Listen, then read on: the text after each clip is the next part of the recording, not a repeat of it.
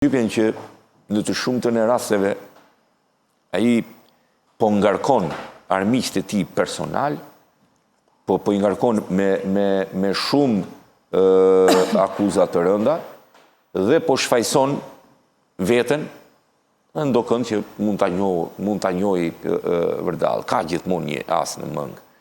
Problemi kryesor është natyrale për një individ, pastaj ta konstruktura. Problemi kryesor i tij është që ai është lënë për të patur informacion nga jashtë. Që do të thotë, duke qenë se është i burgosur special, ka të drejtën e komunikimit me çdo, ka të drejtën e informimit nga media se çfarë thuhet për të. Ai e kupton fare mirë që kur ai bën deklarata të tilla, tërheq vëmendjen e medias, është njeriu i momentit në drejtsinë shqiptare, konsiderohet si aseti më i madh i SPAK-ut për sa i përket proceseve kundër krimit të organizuar, është